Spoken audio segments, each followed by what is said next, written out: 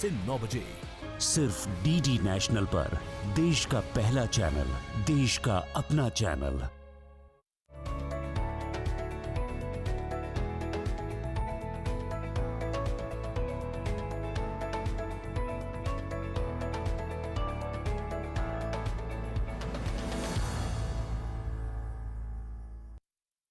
कुछ लोग थे जो वक्त के सांचे में ढल गए, कुछ लोग थे जो वक्त के सांचे बदल गए। और यकीन मानिए, कुछ ऐसी ही खास शख्सियात की कहानियां लेकर हर एक हफ्ते हम हाजिर हो जाते हैं और कुछ ऐसे लोगों की बातें आपके साथ करते हैं जो जिंदगी बदलने का जज्बा रखते हैं, वो भी मुस्बत ख्यालात के साथ। तो चलिए करते हैं आगाज प्रोग्राम गुड न्यूज जज्बा इंडिया का। मैं हूं रेशमा, मेरा आदाब कीजिए कबूल। दोस्तों, गुनगुनी धूप भला किसे पसंद नहीं होती। हर एक चाहता है कि सर्दियों की गुनगुनी धूप का एंजॉय किया जाए, उसका आनंद लिया जाए। लेकिन जरा सोचिए, कई बार उन लोगों के लिए सर्दियां बड़ी खतरनाक साबित होती हैं जिनके पास इस मौसम में पहनने के लिए कपड़े नहीं होते, यानी गर्म कपड़े नहीं होते। अगर गर्म कपड़े उनके पास हों तो ये सर्दियां हर एक इंसान के लिए बहुत बेहतर और अच्छी साबित हो सकती हैं। और इसी वजह से कुछ लोग सामने आए हैं जो गरीबों को, मिस्कीनों को गर्म कपड़े देते हैं ताकि उनकी सर्दियां भी एक खूबसूरत तरीके से गुजर सकें। कौन हैं ये लोग और किस तरह से करते हैं काम, आइए आपको दिखाते हैं इस रिपोर्ट में।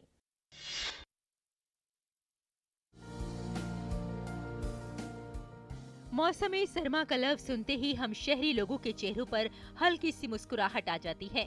शहर के गर्म माहौल में इस मौसम की आमद हमें सुकून देती है, लेकिन ये मौसम हर किसी को सुकून नहीं देता। हम हर साल इस सर्दी की दहशत देखते हैं। जब हम अपने घरों में लिहाफ ओढ़कर सोते हैं तो ये सर्दी बहुत से गरीब लोग, खुसूसन गरीब बच्चों और बूढ़ों की जान ले लेती है। वजह सिर्फ ये है कि उनके पास अपने जिस्म को ढांपने के लिए गर्म कपड़े नहीं होते। कोटड़ा जो राजस्थान के अंदर अति पिछड़े ब्लॉक की श्रेणी के अंदर आता है, यहाँ ऐसे गरीब बच्चे रहते हैं जिनको पहनने की सर्दी के अंदर काफी समस्याओं का सामना करना पड़ता है।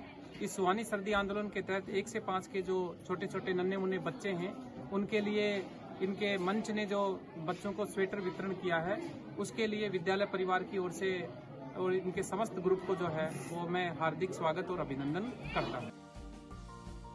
वाकई हमारी हिंदुस्तानी सरजमी खिदमत हीरोज की जननी है। इस तरह जब कुछ समाजी कारकुनों को इस मसले का इल्म हुआ तो उन्होंने फौरी तौर पर इस मसले का हल सोचा और सुहानी सर्दी के नाम से एक समाजी तहरीक शुरू की ताकि हर जरूरतमंद बच्चे को स्वेटर मिल सके। सुहानी सर्दी की टीम ने दूर दराज के देहातों में जाकर बच्चों को बगैर किसी तफरीक के स्वेटर बंटवाने का काम शुरू किया। ये काम गुज़श्ता 9 साल से मुसलसल जारी है। सुहानी सर्दी में प्रतिवर्ष 10,000 स्वेटर्स कक्षा 1 से 5 तक के सरकारी विद्यालय के बालकों को वितरित किए जाते हैं। इस वर्ष यह कार्यक्रम शहर से दूरस्थ स्थान जैसे कि जाड़ोल, कोचड़ा, गोगुंदा, सायरा आदि पंचायतें जहां पर आवागमन के साधन तक उपलब्ध नहीं है, वहां तक पहुंचकर सुहानी सर्दी की टीम ने सेवा की है। राजस्थान, गुजरात, मध्य प्रदेश के अलावा सुहानी सर्दी की टीम शुमाल मशरिक में मणिपुर के जम्मू और इम्फाल के देही इलाकों में भी जरूरतमंद बच्चों तक पहुंच रही है। इस टीम ने अब तक तकरीबन 1 लाख स्वेटर तकसीम किए हैं।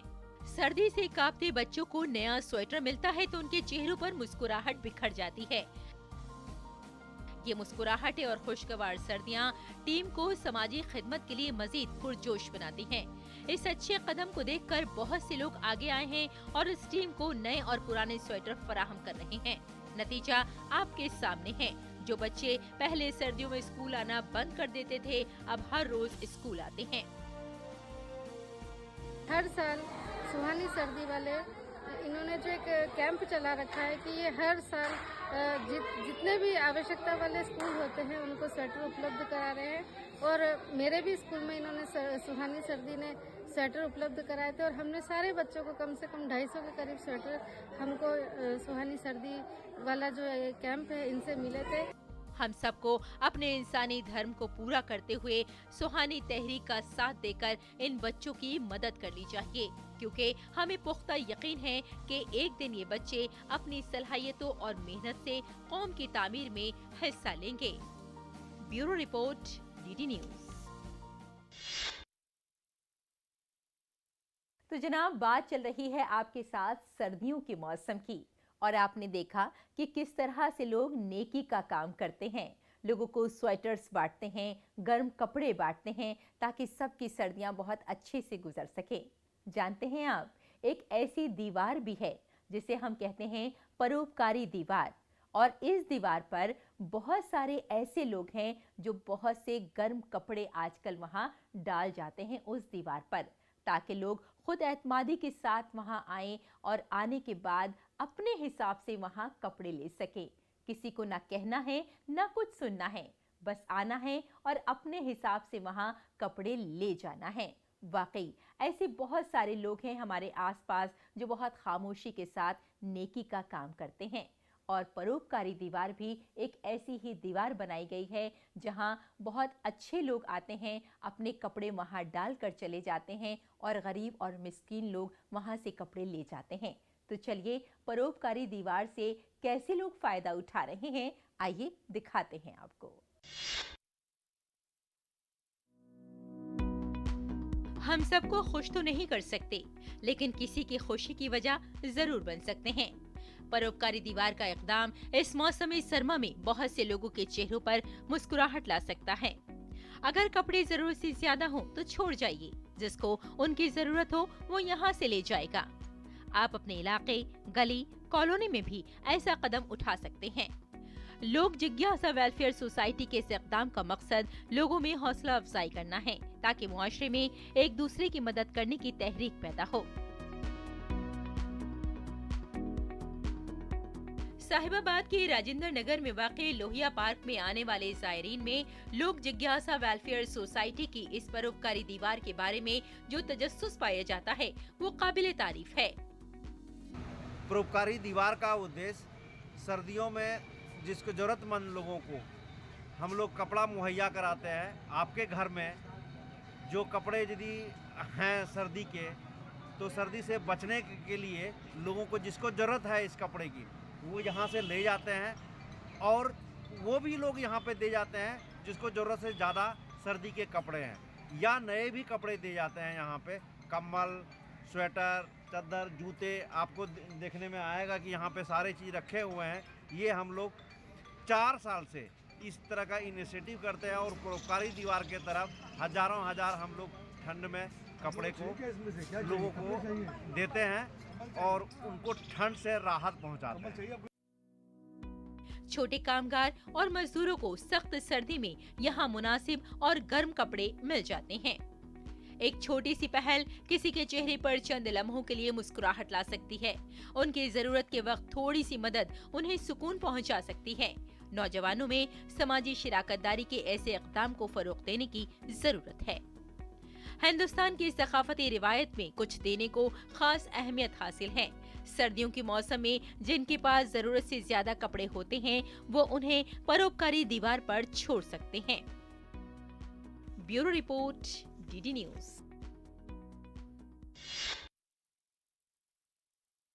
ये खूबसूरत कारवां ऐसे ही रवां दवा रहेगा।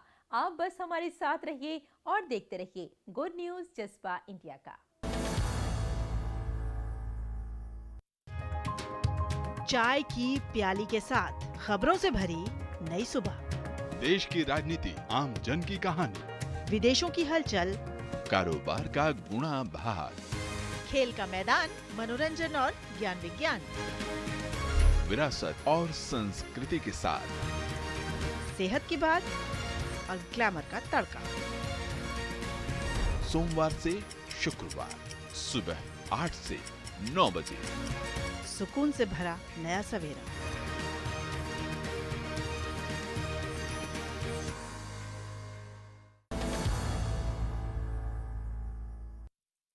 दोस्तों, दुनिया में ऐसे बहुत सारे लोग होते हैं जो नामुआफिक हालात में भी बेहतर काम कर जाते हैं, और इसी बात के मद्देनजर आपकी मुलाकात हम एक ऐसे टीचर से करा रहे हैं जिन्होंने कोविड में या फिर ऐसे बहुत सारे गरीब और मिस्कीन हैं जो तालीम हासिल नहीं कर पाते, उनको हर तरह के हालात में इन्होंने तालीम दी है, उनको पढ़ाई के लिए राग़िब किया है।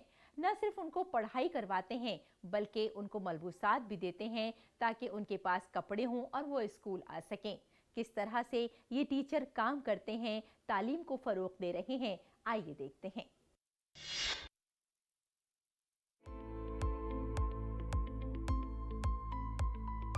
मगरबी बंगाल के मगरबी बिरादरान जिले के तिलका माजी आंगनवाड़ी में आदिवासी परगोना के प्राइमरी टीचर देव नारायण नायक एक ऐसे उस्ताद हैं जो अपने इख्तराई सोच और हैरत अंगेज सलाहियतों की वजह से आलमी सतह पर एक खास शिनाख्त रखते हैं।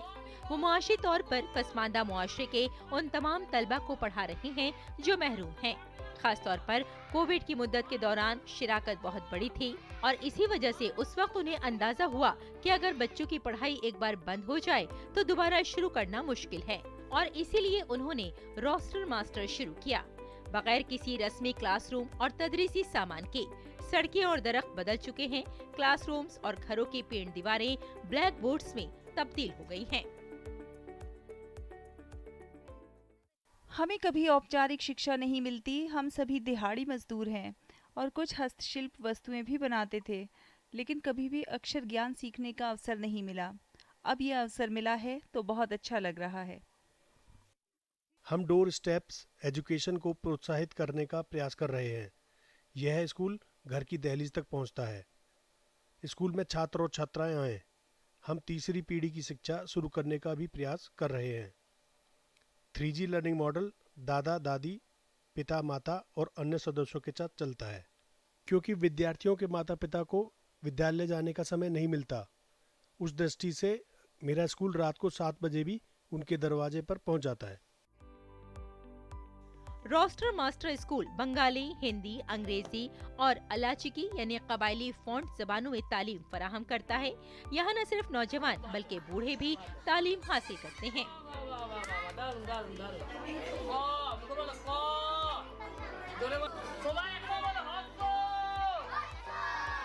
नौजवान तीसरी नस्ल भी अपनी पहली और दूसरी नस्ल से पेशा तरबियत हासिल करती है। पुरानी रिवायती दस्तकारी की अशिया भी ठीक हो जाती हैं क्योंकि पुरानी नस्ल नौजवानों को तरबियत देती है। इस तरह सीखने का अमल जारी रहता है। रोस्टर मास्टर कबायली गलबा के महरूम मुआशरे को बाशऊर बनाता है।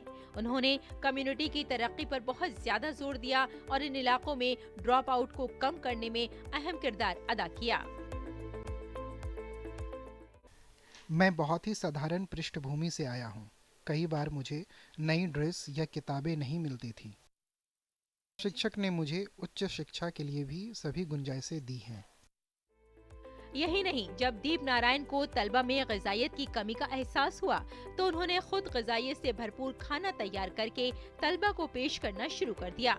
यही नहीं, वो त्योहारों के दौरान अपने तलबा को मलबूसात भी फराहम करवाते हैं। समाज में तालीम के तय दीप नारायण नायक की गिरा कद्र शिराकत को हर सतह पर सराहा जा रहा है। अब इनका स्कूल और तरीक़ा तालीम अपने छोटे से गांव से हटकर आलमी सतह पर मकबूल और सराहा गया है और दुनिया में अपनी शिनाख्त बना रहा है। Bureau report, DD news.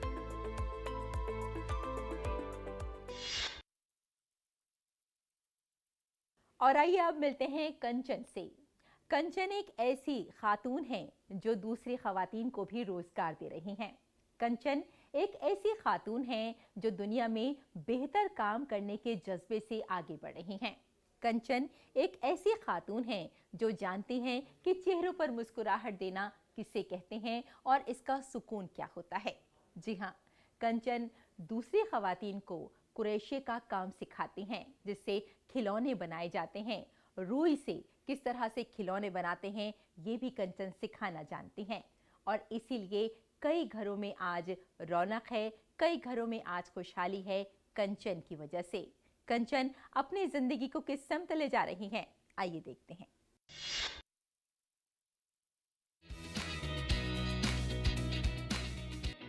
जिस उम्र में लोग काम से फारिग होकर रिटायर होकर पुरसुकून जिंदगी गुजारने लग जाते हैं, झुमरी तलैया कोडरमा की कंचन भदानी ने न सिर्फ अपने शौक और पैशन को जिंदा रखा बल्कि खुद को खुद इन्हिसार भी बना लिया। इसके साथ साथ दीगर खवातीन और लड़कियों को भी उन्होंने तरबियत दी। वो उन्हें खुद इन्हिसार बनाने में भी मसरूफ हैं। कंचन क्रोएशिया के काम के जरिए खिलौने बनाकर अपने ख्वाब पूरे कर रही हैं, जो उन्होंने बचपन में अपनी दादी और नानी या फिर माँ से सीखा था। मैं तो खैर इसे बचपन से जानती थी और मेरी मदर इन लॉ, हमारी मम्मी, हमारी नानी सब क्रोशिया वर्क करती है, तो उन लोग से ही मैंने सीखा था खास करके। लेकिन कुछ बच्चियाँ आती थी कभी कभी, चाहे और कुछ महिलाएं भी, कि उन लोग को लगता था सीखते तो हम सब चीज़ है लेकिन हमको इससे कुछ आर्थिक आमदनी होनी चाहिए।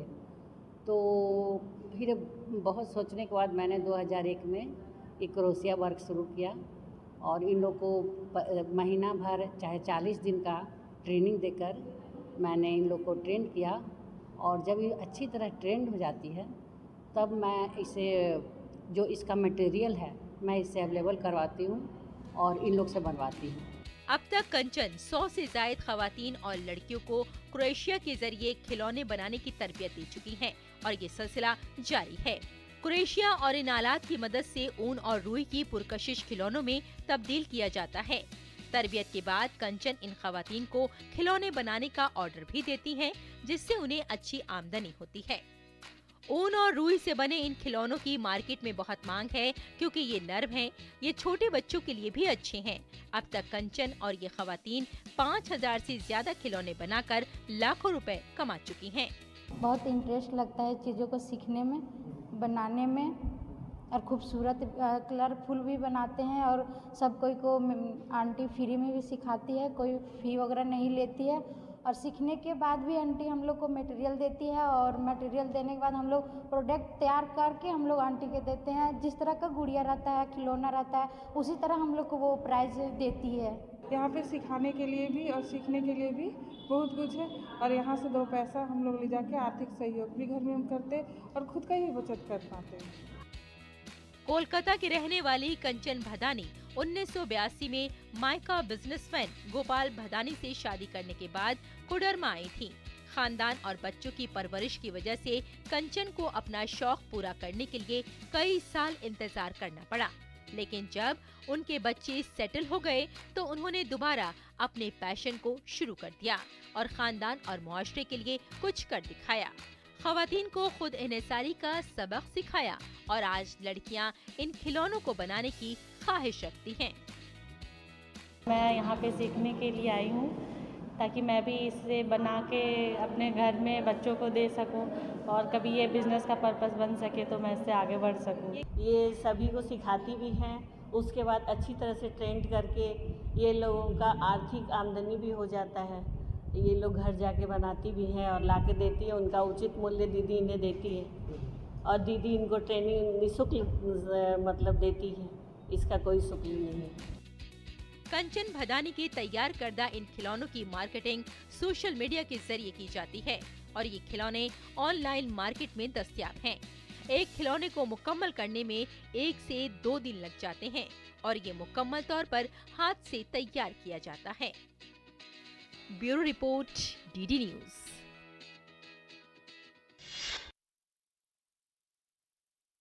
और यहाँ लेते हैं एक छोटा सा ब्रेक, जल्द हाजिर होते हैं। आप देखते रहिए गुड न्यूज जज्बा इंडिया का। यूट्यूब देख रहे हैं, मैं हूं अशोक सिलवा। कोई फैक्ट चेकर नहीं चाहता है कि राज्य मुसलमान आज सवाल है। आसान नहीं होता सच के लिए लड़ना। जिसकी आवाज कोई नहीं बनेगा, उसकी आवाज हम बने। जो डर जाते हैं वो झूठ से कहां टकराते हैं। जो गरीब के स्कूल में, गरीब के स्वास्थ्य के लिए खर्च होना चाहिए, वो लूट कर इन्होंने अमीर ठेकेदारों को दे दिया। सच को जानना हो तो झूठ पर करना होता है प्रहार, हर बार बार बार। मैंने आपसे पूछा, आपने ठीक है नहीं कहा ना आपने। और कोई मुद्दा नहीं है तो सोनिया गांधी की गुडबुक में मैं अपना नाम गोल्डन अक्षरों में कैसे दाखिल करूं? इसलिए न फेक न्यूज न झूठ, हमेशा सच के साथ 2-2 देखिए मेरे साथ 2 टूक, सोमवार से शुक्रवार रात 9 बजे सिर्फ डीडी न्यूज पर।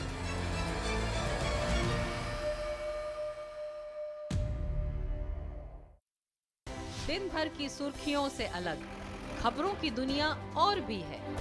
खबरें जो आपको दे नया नजरिया, खबरें जिसमें दिखे समाज की परछाई, ऐसी खबरें जो कहती हैं न्यू इंडिया की कहानी, खबरें जो है अनछुई, कुछ खट्टी कुछ मीठी, हम लाते हैं आपके लिए ढूंढकर। खबर हटकर सोमवार से शुक्रवार सिर्फ डीडी न्यूज पर।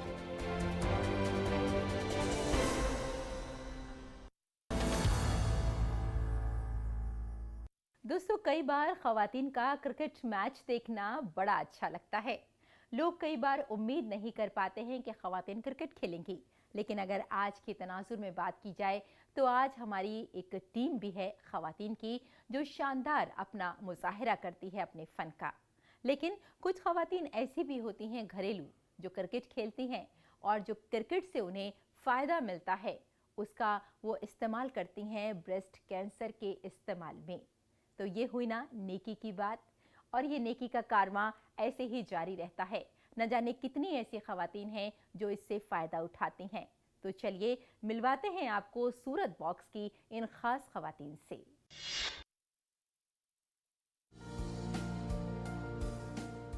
हाथों में बेलन की जगह बल्ला और नजर सीधे बाउंड्री पार चौके के लिए। चौंक गए जनाब, ये सूरत का बॉक्स क्रिकेट है और ये तमाम खवातीन छाती के कैंसर के खिलाफ छक्का मारने के लिए इस वक्त खेल रही हैं। दर हकीकत इस खवातीन बॉक्स क्रिकेट के पीछे ये हैं कैंसर सर्वाइवर, जो खेल खेल के जरिए इस खौफनाक बीमारी के खिलाफ बेदारी की फौज बना रही हैं। Being a breast cancer patient, I am a survivor, तो मुझे ऐसा लगा कि हम एक एंटरटेनमेंट के थ्रू हम मैक्सिमम फीमेल्स को हम साथ में लेकर आ सकते हैं एंड फिर उनको हम इस बारे में अवेयरनेस के बारे में हम थोड़ा एक्सप्लेन कर सकते हैं। बिकॉज मुझे ऐसा लगता है मेरी जर्नी में थोड़ा सा ये अवेयरनेस की कमी, मिस गाइडेंस हमारे साथ भी रही। तो mine was 3rd stage breast cancer. तो मुझे लगा कि अगर हम किसी को इस तरीके से एक्सप्लेन करके, बुक डिस्ट्रीब्यूट करके, अगर हम उनको इनिशियल लेवल पे उन्हें पता चलता है तो मुझे लगता है शायद हम उनकी हेल्प कर रहे हैं। और ये एंटरटेनमेंट बहुत अच्छा जरिया है, बिकॉज बॉक्स क्रिकेट बहुत ज़्यादा ट्रेंड में है आजकल, तो फीमेल्स हमसे बहुत ज़्यादा जुड़ रही है इस वजह से। इस क्रिकेट लीग से जमा होने वाली रकम ब्रेस्ट कैंसर के मुफ्त टेस्ट के लिए अस्पताल की फीस पर खर्च की जाती है।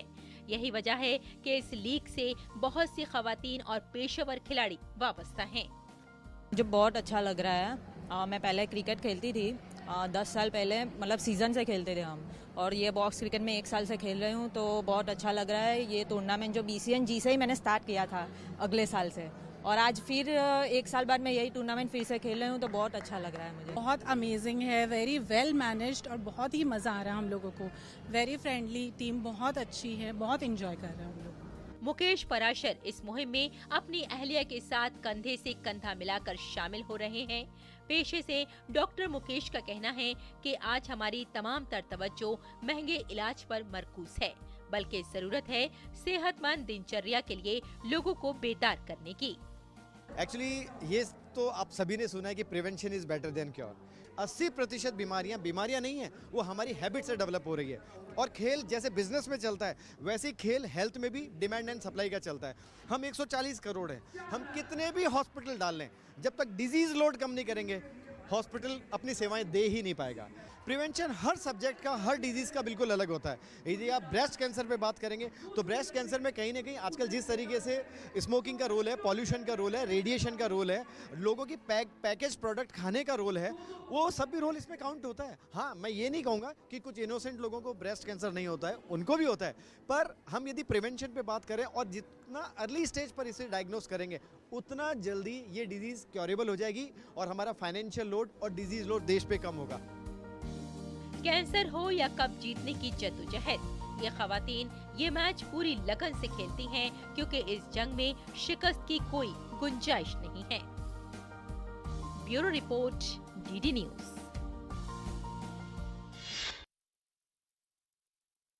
तो देखा आपने, हमारे आसपास ऐसी न जाने कितनी खूबसूरत कहानियां होती हैं जो दूसरों के लिए काम करते हैं, और वाकई इसी को कहते हैं इंसानियत।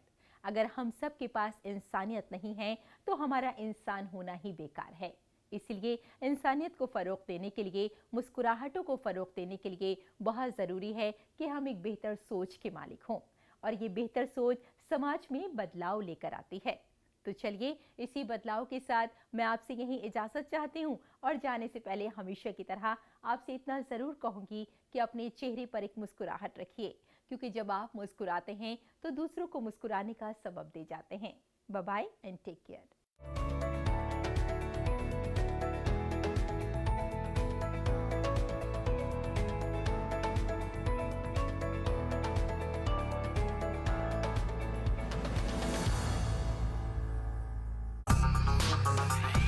आइडिया जो बदले नजरिया। मिलिए अपने नए प्रोजेक्ट्स के साथ राह दिखाने वालों से। आप भी जुड़िए एक बेहतर भविष्य से। आज ही महसूस कीजिए इको इंडिया के साथ DW का पर्यावरण शो। देखिए इको इंडिया प्रत्येक शनिवार सुबह 10:30 बजे सिर्फ DD नेशनल पर, देश का पहला चैनल, देश का अपना चैनल।